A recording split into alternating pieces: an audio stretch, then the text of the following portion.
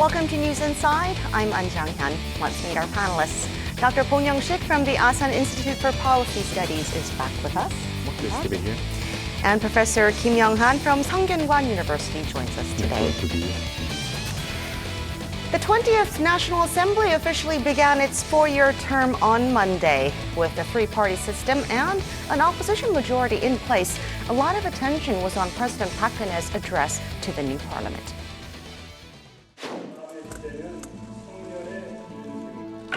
Korea's new 20th National Assembly has officially opened the doors of Parliament, and in an address to the new legislative body, President Park Geun-hye emphasized the importance of cooperation that goes beyond party boundaries. During the president's speech, the words most frequently mentioned were the people, the economy, and the National Assembly. 정부도 국회와의 적극적인 소통과 협력을 통해 국민에게 희망을 드리는 국정 운영을 펼쳐 나갈 것입니다. 앞으로 3당 대표와의 회담을 정례화하고 국정 운영의 동반자로서 국회를 존중하며 국민과 함께 선진 대한민국으로 가는 길을 마련할 것입니다. Regulations, jobs, restructuring, and reforms were also featured heavily in the president's speech. Highlighting the difficulties that the country faces and the need for corporate restructuring, the president asked for cooperation from the new assembly. 구조조정과 규제 개혁 모두 정부 혼자서는 할 수 없는 일입니다. 국회의 도움이 절실히 필요합니다. For the first time in 16 years, the country has three major parties in parliament along with an opposition majority. In the face of economic challenges, North Korea's nuclear development, and other pressing issues, hopes are high for greater harmony and cooperation within the country's political field. As expected, one of the key terms put forth by the president during the speech was cooperative governance. There was a lot of emphasis on working together and communicating. What did you think of the speech?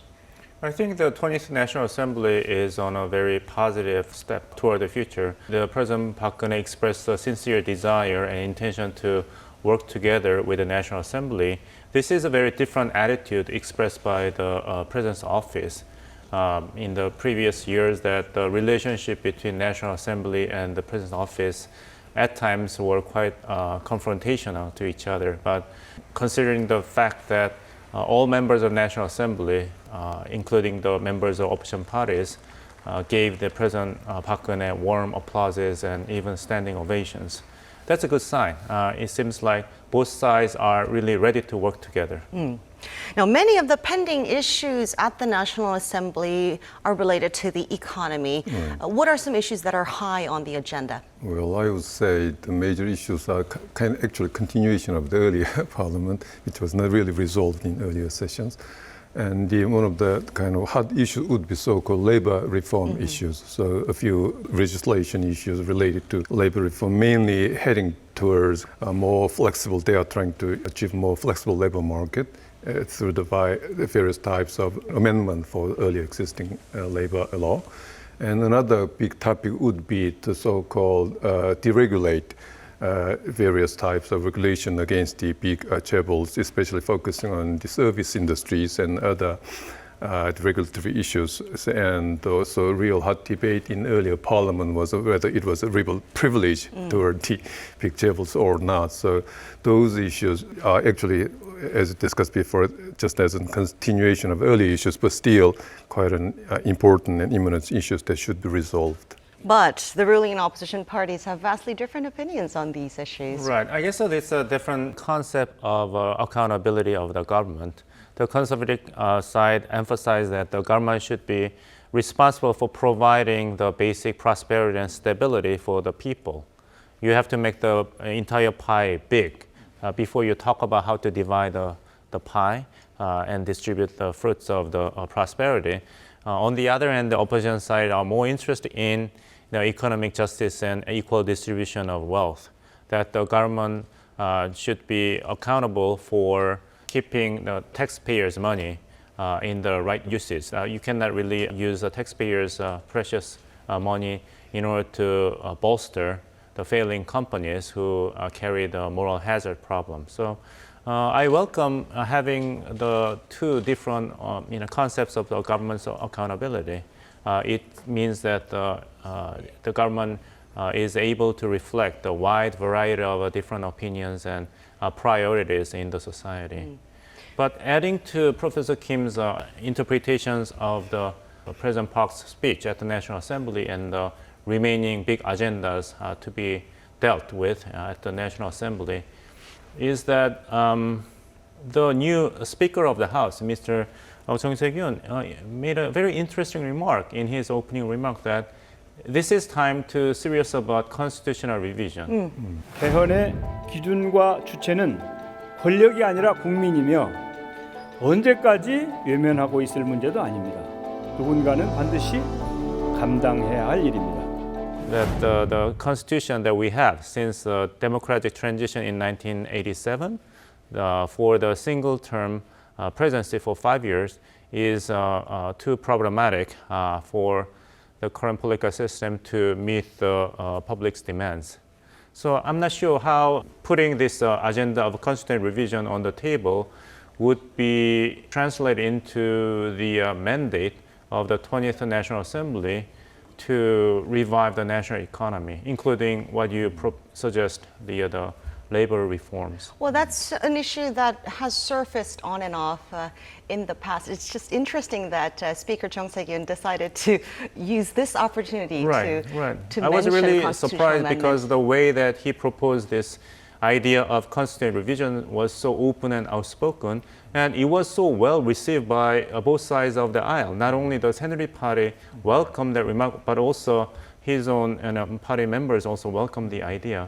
And that may be conducive to creating more cooperative relationship between parties and between National Assembly and the Blue House, the President's office on one hand, but on the other, it may deviate from the National Assembly to actually deliver the result that would actually contribute to improving the economic conditions. Yeah.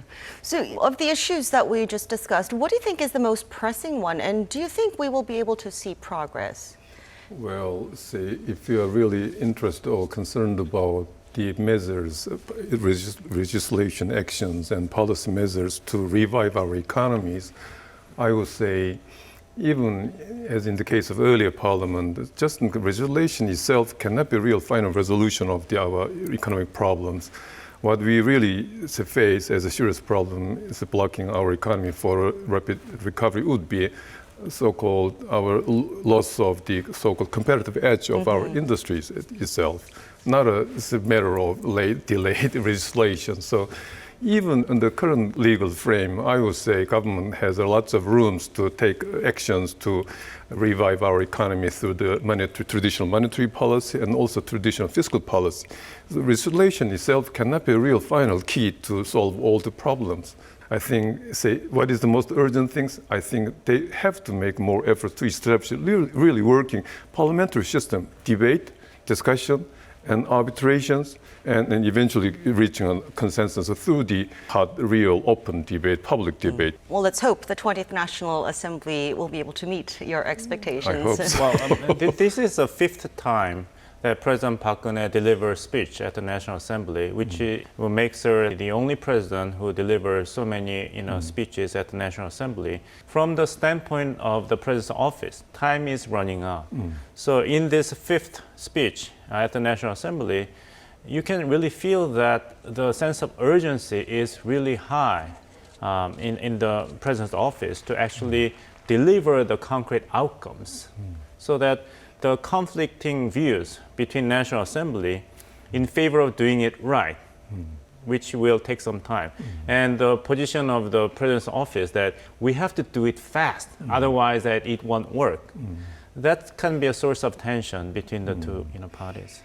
I think that's also a balancing act for both sides as well, Right. whether we need to take the time to do it right or whether we need results right now, right?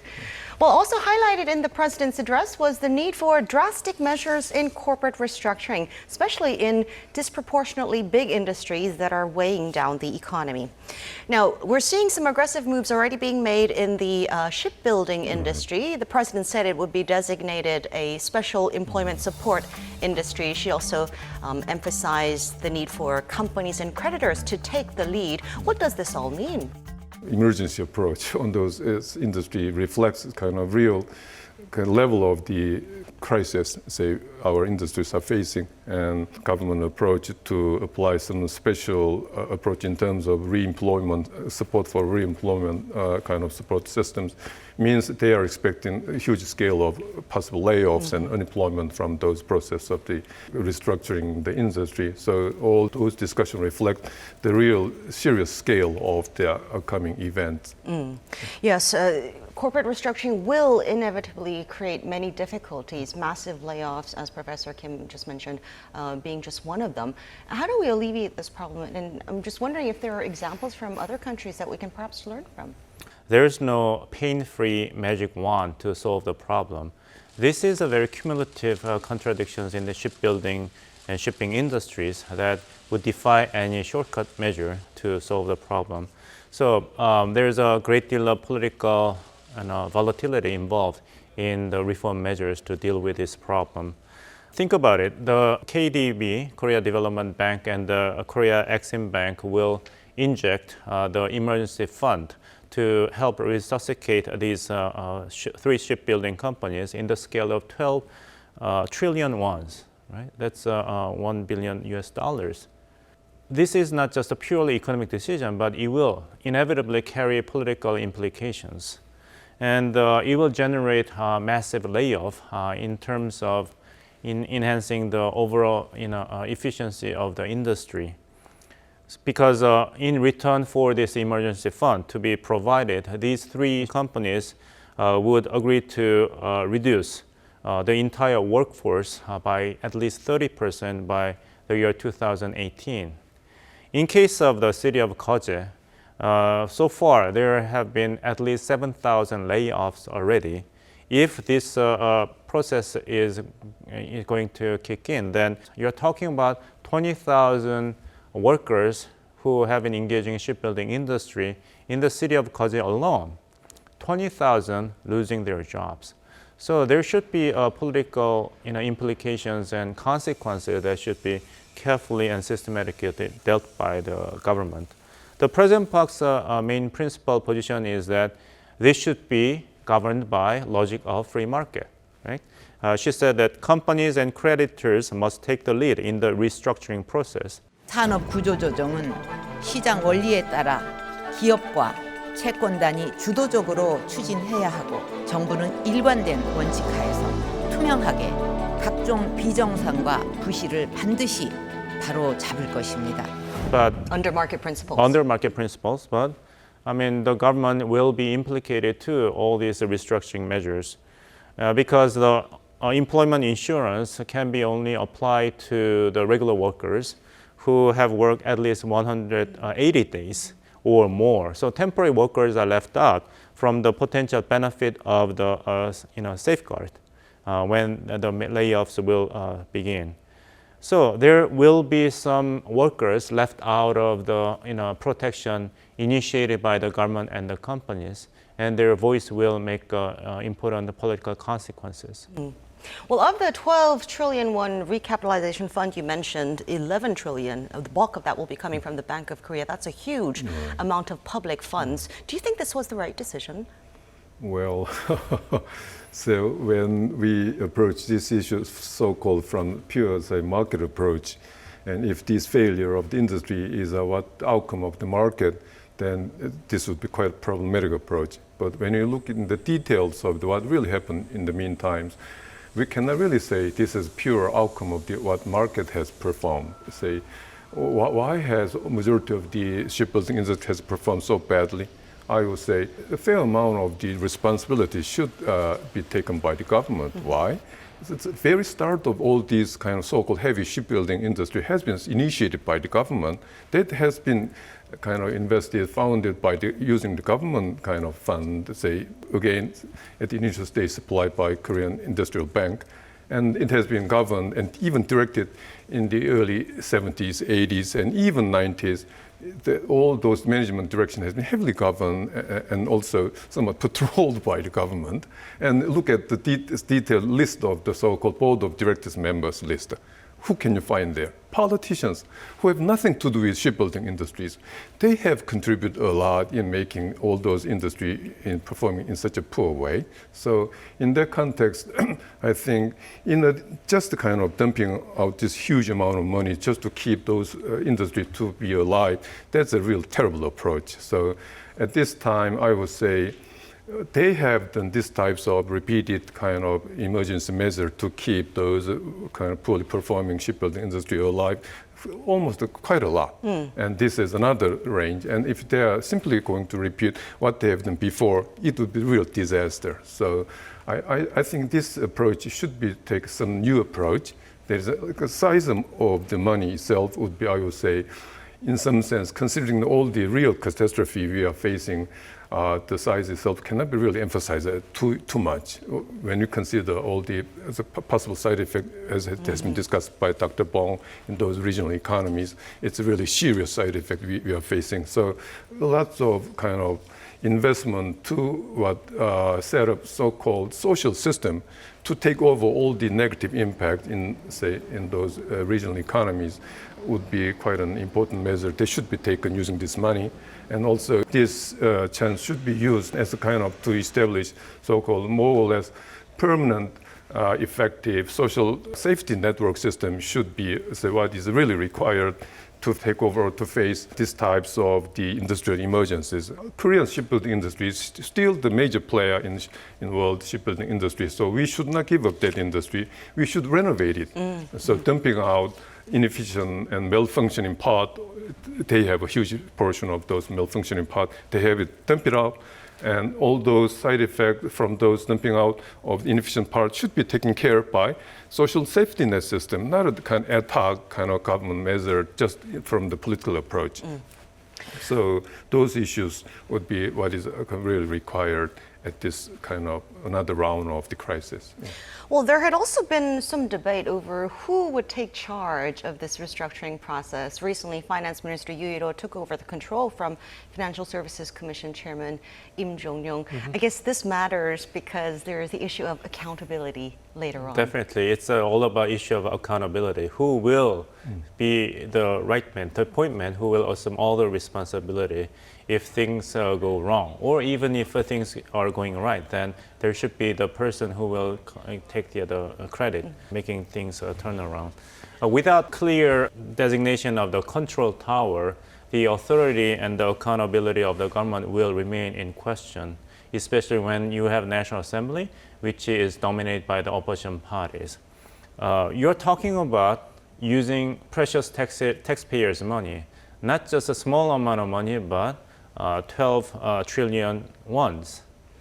So the accountability should be assured when you interject such a humongous amount of money, and the term of the Park Geun-hye presidency will be over in less than 2 years. So this issue will be, transferred to the next president, and there will be a lot of, public, investigations and hearings dealing with this issue.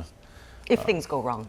And going right too, because we want to delineate the right lessons so that we won't repeat the same troubles and mistakes in the future with the similar industries. So you have to elevate the status of the control tower to the level of Vice Prime Minister and the Minister of Finance. Otherwise, then the order and the instructions or the guidances imposed by the government will not be really heeded sufficiently. Well, the Bank of Korea carried out a surprise rate cut last week, slashing its key rate by a quarter percentage point to a record low, 1.25%.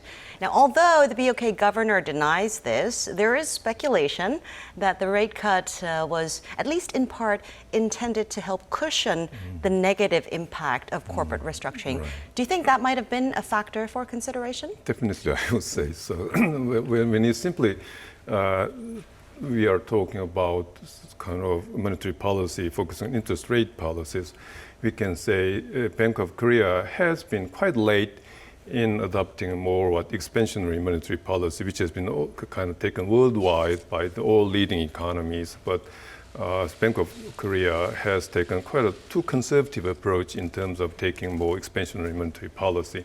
So eventually they have taken another step. But in comparison to the other leading economies like United States, Japan, or European economies, so you can see Japan and European economies already facing negative interest rate.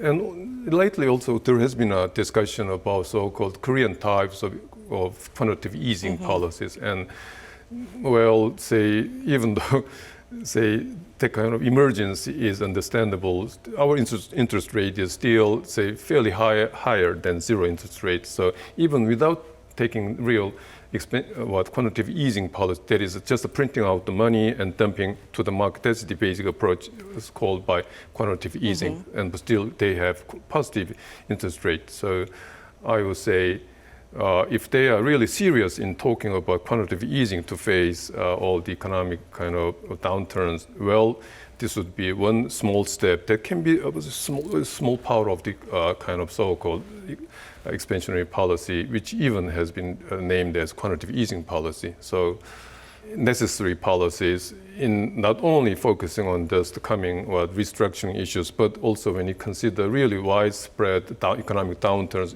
which has never been experienced by Korean economy. I would say this would be one of the kind of harsh economic downturn even we didn't experience during the earlier financial crisis. So I think this is very right time for them to take every possible measures to overcome this kind of unprecedented economic downturn. So in that context, I think proper approach that can be taken by our monetary policy authority would be consistent way to provide very heavy policy shocks to promote real economies in terms of expansionary monetary policy. And more important thing is simple expansion of the money supply would be quite a wrong approach, which has been already taken by United States, European Union. What they have experienced, simple upsurge of the asset price. So more important issues, in addition to the expansionary monetary policy, they have to take the very right action in real kind of revigorating real economy. How? By taking the more active expansionary fiscal policies. So what is the real source of Korean economy? Loss of our Korean technological competitive edge. How can we recover it? By R&D. That's the basic question. And what is the kind of dynamic trends of our Korean government R&D expenditure? Actually, it's kind of showing slowing down trends. And so it is not really well managed. So more well-managed increase in R&D investment in cutting-edge industries, and more on the government kind of a promotion of the commercialization of the already tried out R&D outputs with the real cutting-edge industries. So those types of more organized, systematic approach to boost up our real economy would be really important, taking, say, huge amount of fiscal policy expansion. So that's, I would say, more important than simple kind of lowering of the interest rate. Well, if you recall the Asian financial crisis of the late 1990s and the subsequent restructuring, do you think the approach we're seeing now is an improvement in any way? Well, my concern is that I agree with Professor Kim that given the urgent situations of the Korean national economy, then all hands are on deck, and the government should be willing to use all the measures necessary to revive the short-term and long-term growth potential of the corporations. But at the same time, the concern is that it may exacerbate the existing problem with twin debts, the corporate debt and the household debt. Recently, the International Monetary Fund issued a warning toward China for its staggering corporate debt, which is in proportion of its GDP. Number 2 in the world with 170.8%. But Hong Kong is number one in terms of the corporate debt ratio at the 213.7%. But Korea is not too far behind Hong Kong and China as a number 3 in the world for corporate debt in proportional GDP at 106%. So corporate debt is a serious problem for the Korean economy. But in addition to the problem with the corporate debt, we have increasing household debt. We have 1,200 trillion wons, which is equivalent to approximately $1 trillion household debt.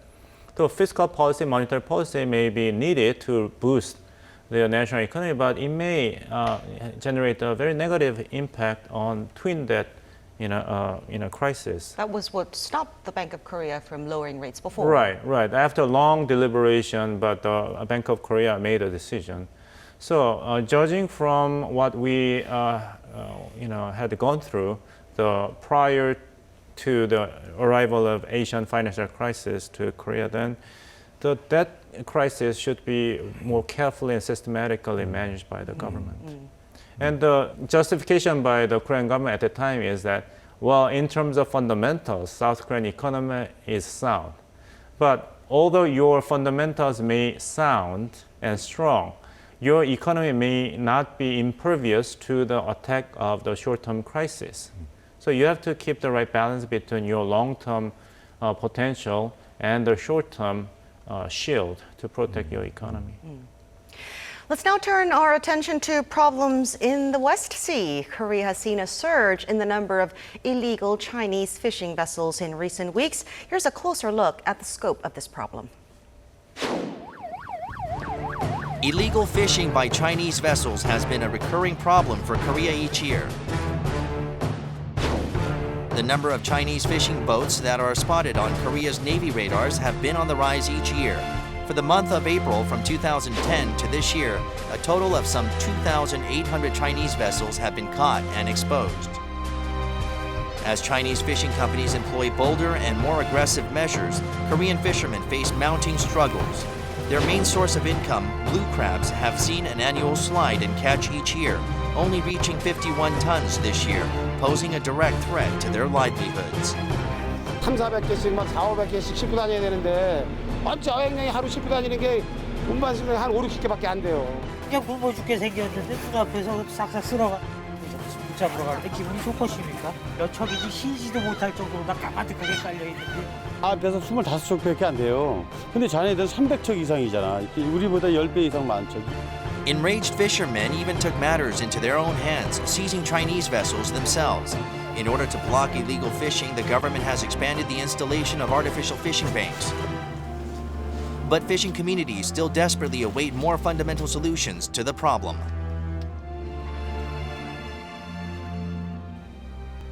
This isn't a problem limited to Korea. Illegal Chinese fishing boats are wreaking havoc all over the world, apparently. Well, are we supposed to feel better knowing that? That Korea is not the only country suffering from the illegal fishing by the Chinese vessels. But it is staggering that how expensive the illegal fishing behavior by the Chinese vessels are, that the countries suffering from this practice include Taiwan, Russia, Japan, Vietnam, the Philippines, and Korea. So you're talking about South Africa too. Argentina. Right, Argentina too, right? So it covers not only the northern part of the Asia-Pacific ocean, but Indian Ocean and the African continent. And the Chinese government has been making numerous pledges that they will look into these cases and take responsible measures, but it is about curbing your own fishing vessels' activities. So when you consider that since 2012, China has emerged as the biggest consumer of seafood in the world. 30% of the entire world's seafood consumption is made by China, and China accounts for 35% of all seafood production. So it's a matter of life and death for Chinese economy. And according to the economist analysis, then fishing activities explained for the at least 14 million jobs created in the Chinese fishery industry. So there is an inherent limitation for Chinese government to curb and stop these activities by its own fishing vessels. Well, at least on the surface, Beijing acknowledges the severity of the problem. The Foreign Ministry has promised to educate the related industry about international rules, but this has been a recurring problem. Why do these Chinese fishing boats keep crossing into other waters? And some of them risk their lives doing so. For them, as you described, just really life or death issues. And why? They are not just risking kind of their lives for being was kind of some quite harsh punishment from the other patrol kind of body, but also what will they face if they do not try that kind of risk-taking behavior? They will face another risk in terms of their economic survival from the side of the kind of those illegal kind of fishers. But I would say the one reason would be, as described by Dr. Bong, so-called the supply side themselves is a strong reason to keep on their illegal business. And the other more what basic issue would be so-called the market demand in Chinese market itself. And we can say not just in the fishery products, but also in meat and other kind of high-quality food products. The kind of real skyrocketing surge in Chinese market is what is really kind of reshuffling whole food industry, global food industries. So what we are observing is not just an increase of the price of the fishery products, also world market are observing kind of skyrocketing price trends of the meat market. Why? Mainly because of the kind of skyrocketing demands, increase of demand in Chinese food industries. So after their kind of miraculous economic performance, what we are observing is miraculous change of their lifestyle. Their eating behavior is simply totally different from what they have been eating 5 years ago or 10 years ago. So that kind of a real drastic change in their lifestyle pattern with high quality foods, including fishes and kind of seafood, would be another reason why those kind of illegal fishers are risking their lives. And the fishery resources near their own waters are pretty much depleted from overfishing. Exactly. And we need to also consider the new technology that would allow the Chinese vessels to engage in distance fishing activities away from mainland China, to South Africa and Argentina, basically covering the entire globe. Right. Now, this is a problem for North Korea as well, both in the East and West Sea, but so far Pyongyang has been surprisingly quiet about it, which leads us to speculate that there might be some sort of a deal between the two. To my knowledge, I cannot really confirm. There is a secret and official agreement between Chinese authority and the North Korean government, but from the strategic standpoint, North Korea has no reasons to strongly protest the illegal fishing activities by Chinese vessels, especially when the activity is taking place inside South Korean, maritime territory.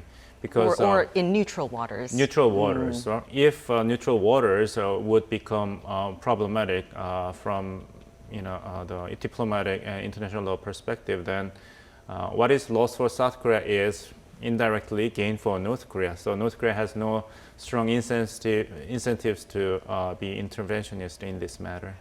Well, but it doesn't seem that North Korea minds Chinese fishing vessels coming into their waters to escape South Korean Coast Guard. Right. They haven't raised any issue about it. So, well, North Korea may find it more strategically necessary not to challenge Chinese government in this matter. Because maintaining reliable, strategic partnership with China is very essential for North Korea. For the same reason, North Korea has been really quiet and measured in terms of taking issue at conflicting claims over the sovereign status of the Mountain Paektu between Chinese side of the Yalu River and the North Korean territory. So it's a combination of a strategic calculation and economic interest, as well as inter-Korean relations. And the Chinese vessels are using that right. as an escape from South Korean patrol. Now, when we talk about illegal fishing, the main determining factor is whether foreign vessels have violated a country's EEZ or exclusive economic zone. Could you tell us more about that? Well, literally, it's an exclusive economic zone, so kind of sovereign economic rights is provided to each countries, say, in regular usual types of kind of exclusive economic zone system works, so-called within the 200 so-called nautical mile, each sovereign government has a real absolute sovereign right to take advantage of all economic activities within those areas. But problem is, in case of the China, Korea, and Japan, if you really take the same approach, taking the 200 nautical miles, even some Chinese territories should be included in that. So what really happened is that kind of usual uniform rule could not be really applied to these Northeast Asian regions. So what really has been, say, struck out would be kind of what kind of bilateral negotiation to set a line somewhere in between two continents. And so it might be one reason, but more important kind of reason for this kind of repeated violation by Chinese kind of officials would be inconsistent application and strong, consistent action taken by the Korean side. So as long as the Korean side has been taking quite a consistent, strong position in terms of keeping all our exclusive economic zones, probably the outcome might have been somewhat different from what we are observing these days. So how do you think the Seoul government can go about fixing this problem? Will it require economic pressure or diplomatic maneuver? What? Well, diplomatic maneuver should be the first measure to be taken by the South Korean government. Although both governments agreed to have the 24-hour hotline to deal with this, illegal fishing problems signed in December last year, but the hotline system has not been really effectively working. What's more effective strategy for South Korean government is to put diplomatic pressure on China that illegal fishing inside South Korea's maritime territory is not just a local, isolated problem in the context of bilateral tie between China and South Korea, but it is a very serious problem for China's international standing as a whole, because it exacerbates the image of China, who just arbitrarily and willfully disregard basic international maritime regimes.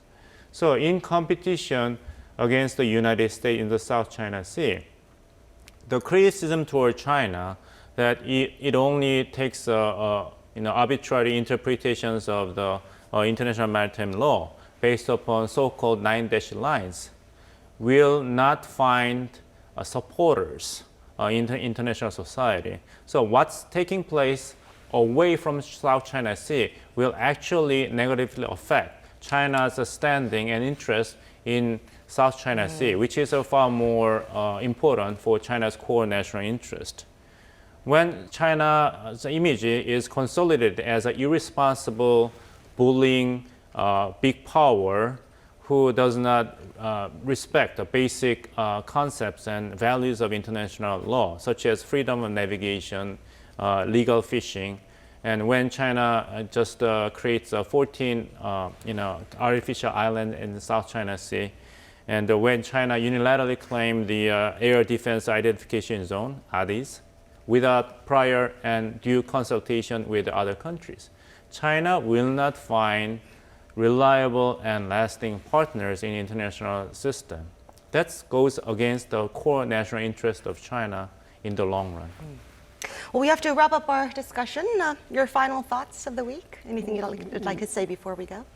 Well, say, as we have observed in the case of the kind of restructuring issues of all ill-performing corporate sector, and also the kind of malfunction of our national parliament in earlier kind of regime, and also even in case of the Chinese illegal fishing issues, say what we are really lacking, it would be, I would say, the real consistent, transparent governance system. So I think in every sector, in kind of even in case of legislation process or in a restructuring process, or even at a corporate level governance system, we should make more further extensive efforts to kind of adopt and establish and making a real working, consistent, transparent governance system would be one of the most and eventual solutions for all problems we are facing.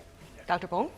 Well, in her speech at the National Assembly, she mentioned these three words most: people or public for 34 times, economy for 29 times, and National Assembly for 24 times.